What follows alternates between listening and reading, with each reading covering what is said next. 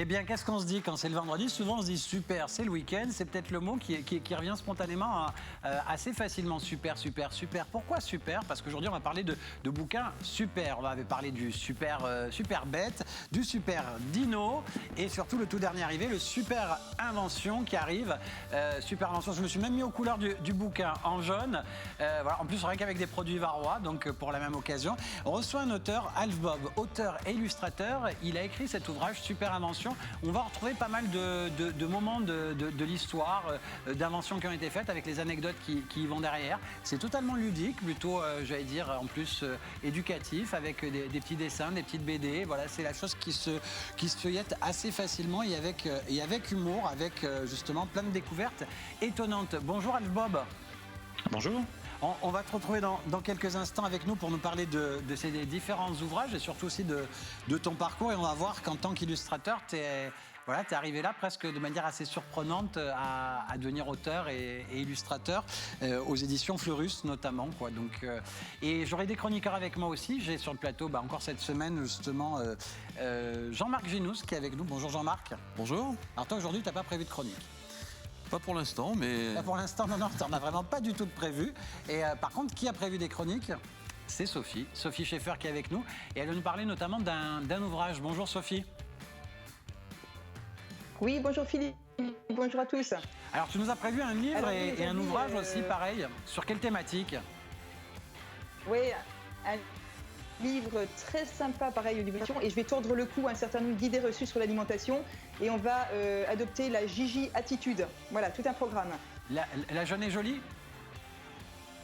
Non, la Gigi Attitude. Et c'est quoi Gigi? Ah bah tu vas voir. Oh bah, je suis impatient là. La Gigi Attitude, d'accord, ok. Voilà. Super, impatient de savoir. Ah, la Gigi au sens Gigi comme le prénom, d'accord. Moi je pensais que c'était des initiales, Gigi comme jeune et jolie, moi. Tu sais, moi je suis... Non, c'est gentil, mais bon. Très bien. Bon, écoute, à très vite, la petite française.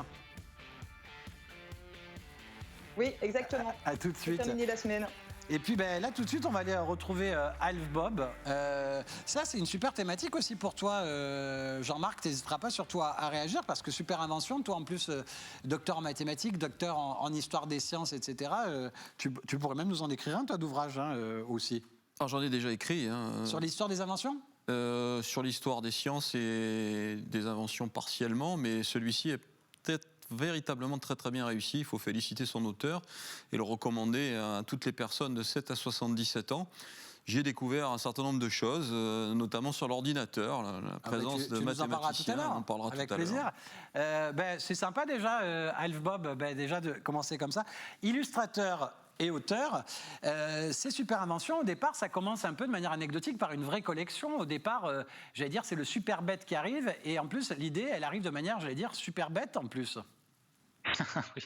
Oui, exactement, c'est ça. C'est vrai que je suis parti d'une information selon laquelle les flamants roses tenaient leur couleur rose des crevettes qu'ils mangeaient. Et du coup, je me suis dit, tiens, ça pourrait être marrant de faire un dessin avec un flamand jaune, qui est jaune parce que lui préférait manger des chips. Et donc, de cette idée, j'ai trouvé une autre information qui disait que les autruches pouvaient rugir. Donc j'ai trouvé ça marrant, c'était une autruche qui se faisait passer pour un lion. Et puis comme ça, voilà, de petites infos en petites infos, je suis arrivé à une dizaine de dessins que j'ai proposé à mon éditrice de chez Fleurus, qui a dit « Ah, mais c'est une bonne idée, il y a de quoi faire un livre. » Il manque à peu près 70 dessins de plus, et on en fait un. Et c'est comme ça que la collection est née. C'était d'abord Super Bête. Super Bête, et puis là on le voit, l'iguanodon justement avait un pic à serrer en guise de pouce. C'est ce qu'amène le Super Dino après, parce que ça fonctionne super bien, et arrive le Super Dino juste derrière. Voilà, sur le même principe en fait. Trouver des informations plutôt étonnantes et les illustrer avec des dessins assez décalés, plutôt humoristiques. Et finalement, vous êtes tellement pris au jeu, toi et les éditions Fleurus, que arrive derrière Super Invention, et c'est celui dont on va surtout parler aujourd'hui. Super Invention, ce bouquin, t'en es l'auteur et l'illustrateur, mais tu vas chercher toi les infos, t'as des gens qui t'y aident à la rédaction de toutes ces infos un peu autour de la science et des inventions? Non, c'est des infos que je vais chercher sur les sites scientifiques, sur Science et Vie, Science et Avenir, je crois, Futura Science aussi. Et je fais une petite sélection après des sujets qui m'interpellent le plus. Ceux aussi qui peuvent donner lieu à des dessins plutôt marrants. D'accord, c'est vrai qu'on trouve plein de choses. Le pneu lumineux, le pneu increvable, le papier, des histoires sur le papier, le cinéma, le recyclage. Là, on en a une justement, c'est Alter Ego, le casque qui lit dans les pensées, ça par exemple. Ah oui, alors ça c'est vraiment c'est l'invention qui me semble la plus incroyable, quoi. Un casque qui peut détecter les petits signaux neuromusculaires qu'on envoie le long du menton, en fait, quand on pense à un mot. Et apparemment, cet appareil pourrait, avec un gros taux de réussite, trouver le mot auquel on a pensé sans avoir besoin de le prononcer. Alors, c'est quelque chose que j'aurais vraiment envie de tester parce que ça me semble assez incroyable comme invention. Ouais. Moi, je voudrais pas qu'on lise dans mes pensées. Hein. Je voudrais pas tester du tout, par contre. Hein. Et non, mais c'est ça qui est marrant. Voilà, la basket autolassante, etc. aussi, pareil. Ça a vraiment été inventé, cette basket autolassante ? Retour vers le futur. Oui. Et puis là, voilà, c'est ça. Ça vient du film Retour vers le futur, en fait. C'est aussi ce que je voulais montrer dans le livre. Tu peux t'affirmer, hein, Jean-Marc. Hein. Oui, Retour vers le futur. Là, elles valent une fortune, d'ailleurs. Hein, ces baskets, elles sont en vente. Hein. C'est ça, Alf Bob ?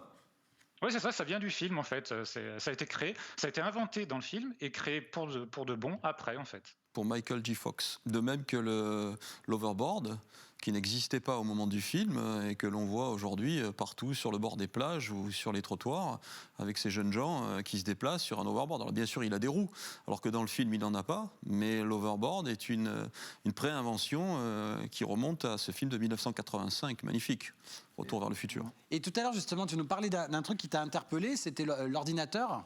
Oui, moi j'ai appris des choses étonnantes dans cet ouvrage, encore une fois, que je recommande à tout le monde.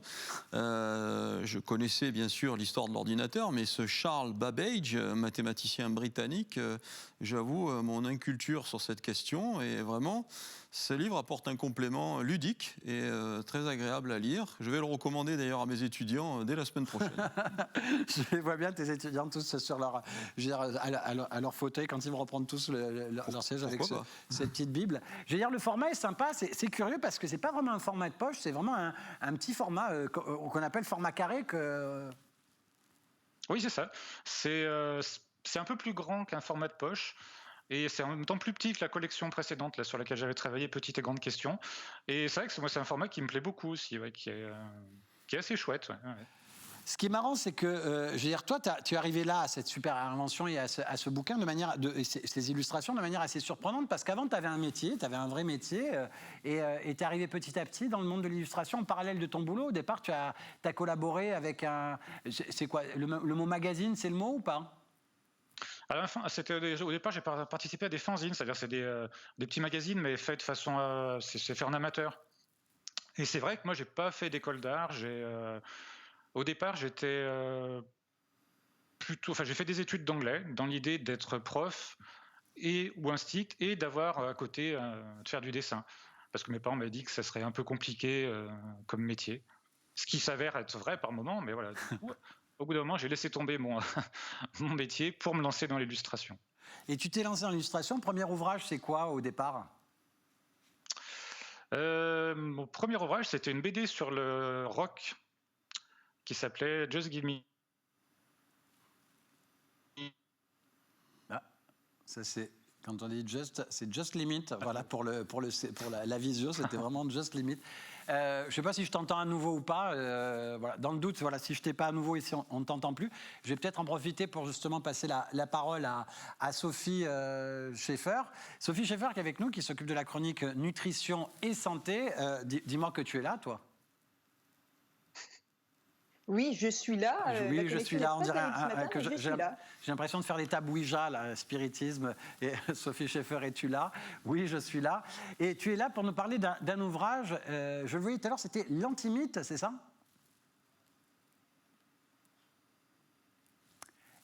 Et oui, tu es là. Alimentaire. Alors oui, il nous a manqué un petit bout. Alors, reprends le début. Alors oui, je ne suis pas venue seule aujourd'hui, Philippe. Je suis venue avec Gigi, le personnage qui est co-imaginé par Florence Delerue, psychonutritionniste. Vraiment, là, le Skype marche très mal, hein, voilà, Sophie. L'objectif... Ouais, alors on va essayer de faire au mieux. Et Emma Tissé, qui est illustratrice. Alors, l'objectif de ce livre, c'est vraiment d'apporter un regard bienveilleux et positif sur l'alimentation et d'expliquer qu'on peut manger équilibré et se faire plaisir en même temps. Comme elle le dit, hein, c'est un bouquin qui est 100% plaisir, sans régime, bon pour la santé, bon pour la morale et pour faire la paix avec l'alimentation. Donc, beaucoup de livres sur la nutrition existent. Alors, si j'ai choisi celui-là, c'est parce que justement, un style décalé, peu de texte, beaucoup d'illustrations. Hein, on en parlait avec Albob tout à l'heure. C'est un message universel pour véhiculer un message sympa. Et cette Gigi, elle est gourmande et un petit peu rebelle. Et elle en a marre des régimes, des il faut que, on doit, de tous ces dictats. C'est la cacophonie alimentaire.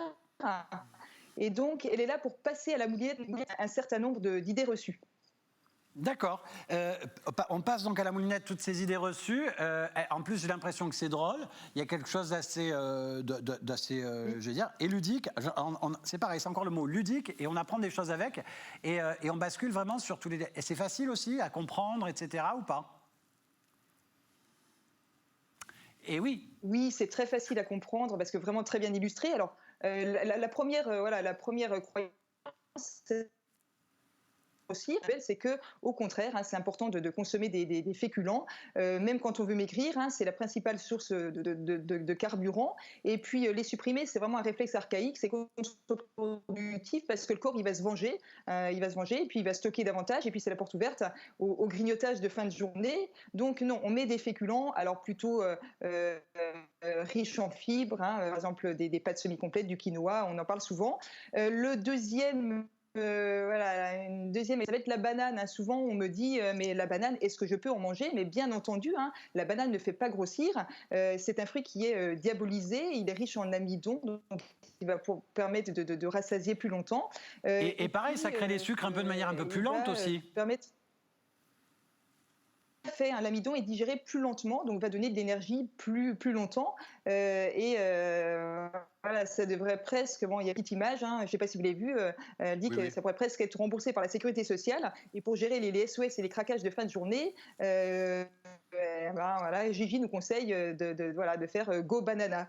Alors, une autre idée reçue, hein, les crudités. C'est vrai que souvent, pour les gens vont se légumes, et notamment les crudités, mais pareil, encore un mauvais calcul, puisque trop de crudité, ça va provoquer des crampes, des ballonnements, ce qui est un mauvais calcul pour perdre du poids. Donc attention, des végétaux oui, mais pas que des crudités, ça peut être aussi des légumes cuits, et puis surtout... Pas seulement des légumes cuits, ça peut être aussi surtout... Et voilà, ça va rester un mystère, j'ai l'impression, cette fin de phrase de Sophie Schaeffer. En tout cas, on l'a compris, un livre, l'anti-mythe, avec les histoires de Gigi qui vont pouvoir nous raconter un peu tout ça. Et en tout cas, moi, elle m'a convaincu. Hein. Absolument.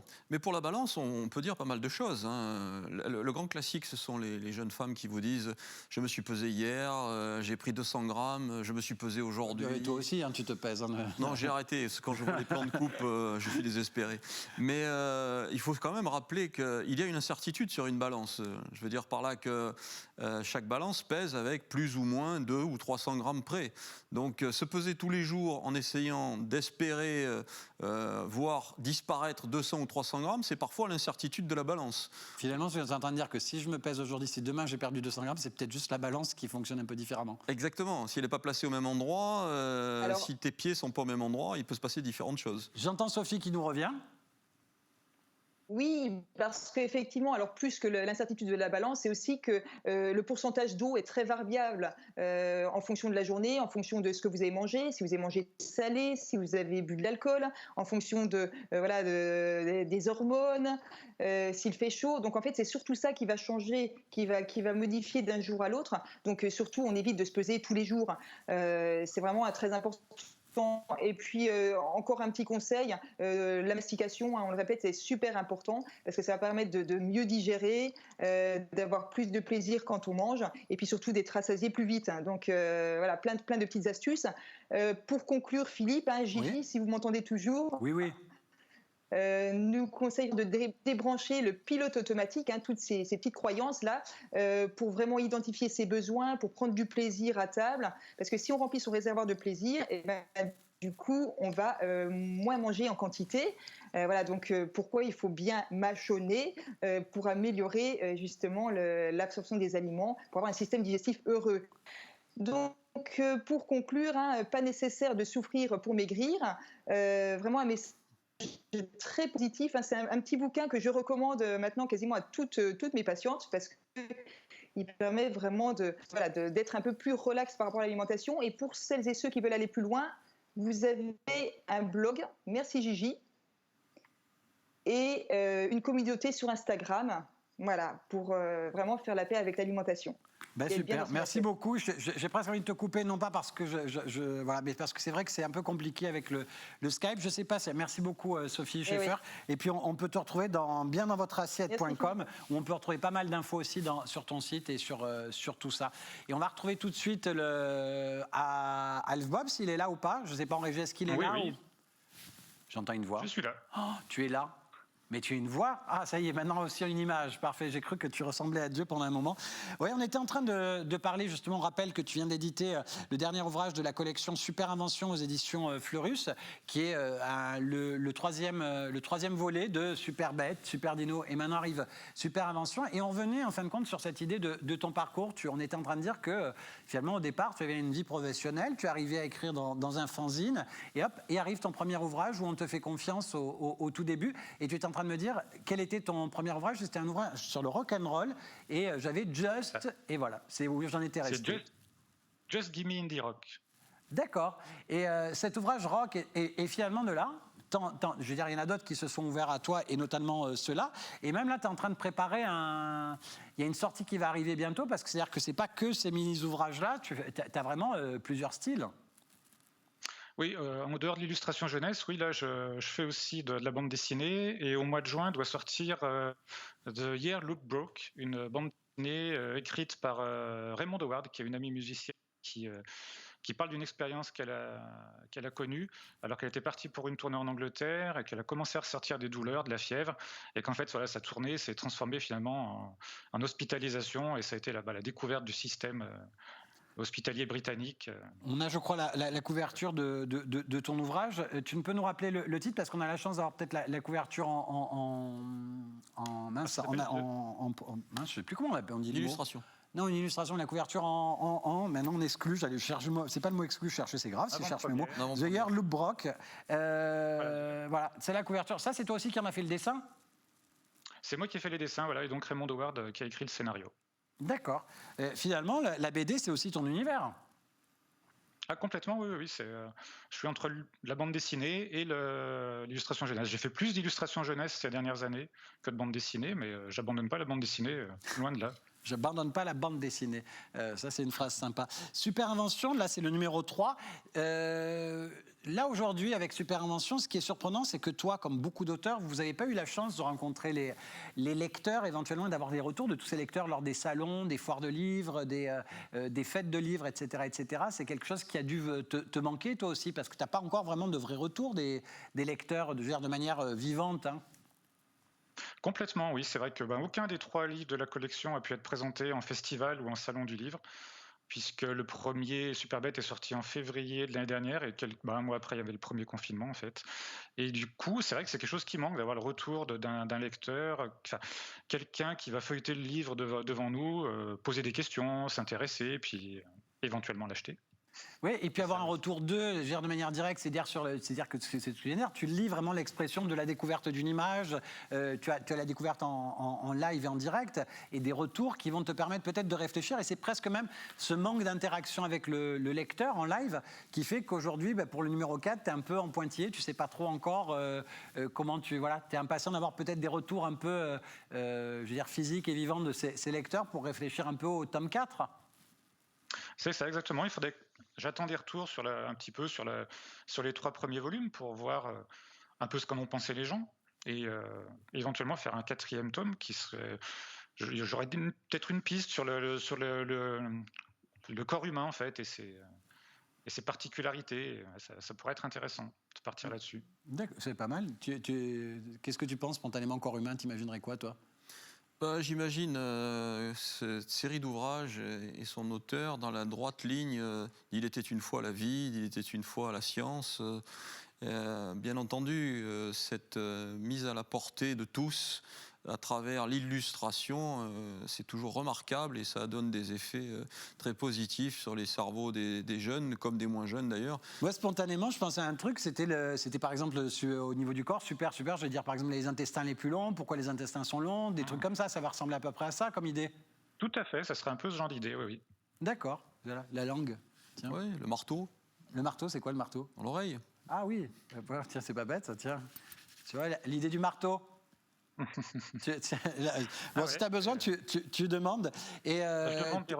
Voilà. Et, donc, si tu en as d'autres, donc c'est ce qui t'attend, toi, dans quelques temps. On peut, après, de toute manière, je rappelle, c'est aux éditions Fleurus, Super Invention et autres découvertes étonnantes. Et il y en a une, là, que toi, tu as découverte aussi, qui t'a trouvé marrante, là, dans le bouquin, sur l'ouvrage, des choses aussi, où toi, tu as découvert pas mal de choses aussi avec cet ouvrage. Énormément de choses, oui. Alors, notamment le casque Alter Ego dont on parlait tout à l'heure, mais... Oui, il y a pas mal d'inventions.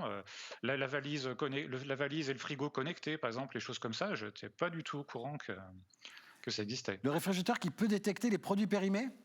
Voilà. C'est étonnant, ça. C'est pour lutter contre le gaspillage, en fait, ça peut alerter les gens que tel produit est en train de périmer, il faut le consommer dans les 2-3 jours qui viennent. On est dans les robots interactifs maintenant, on n'achète plus le vieux robot de papa et maman, hein. On a carrément un robot connecté qui te donne la recette de ce que tu veux mixer aujourd'hui. Ah ça, on a un réalisateur qui s'est mis à la cuisine grâce à ça.